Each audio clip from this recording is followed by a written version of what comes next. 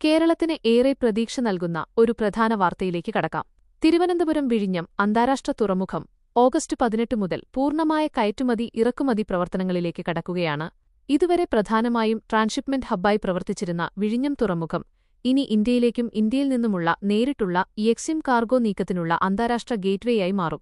August 18-ന് ആദ്യ കയറ്റുമതി container കപ്പലിലേക്ക് അയച്ചുകൊണ്ട് പ്രവർത്തനങ്ങൾക്ക് തുടക്കം കുറിക്കാനാണ് തീരുമാനം. ഇതോടെ കേരളത്തിൽ നിന്നുള്ള കയറ്റുമതിക്കാർക്കും രാജ്യത്തേക്ക് സാധനങ്ങൾ എത്തിക്കുന്ന ഇറക്കുമതിക്കാർക്കും പുതിയൊരു കടൽമാർഗ്ഗം ലഭിക്കും.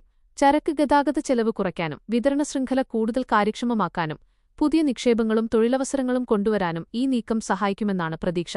വിഴിഞ്ഞം തുറമുഖം ഇതിനകം തന്നെ വലിയ കണ്ടെയ്നർ കപ്പലുകൾ കൈകാര്യം ചെയ്യുന്ന രാജ്യത്തെ പ്രധാന തുറമുഖങ്ങളിലൊന്നായി മാറിയിട്ടുണ്ട്. ഓഗസ്റ്റ് 18 മുതൽ ആരംഭിക്കുന്ന എക്സിം പ്രവർത്തനങ്ങൾ കേരളത്തിന്റെ വ്യാപാര മേഖലയ്ക്ക് വലിയ മാറ്റമാകുമോ? നിങ്ങളുടെ അഭിപ്രായം കമന്റിൽ പറയൂ. കൂടുതൽ പുതിയ വാർത്തകൾക്കായി ചാനൽ സബ്സ്ക്രൈബ് ചെയ്യൂ.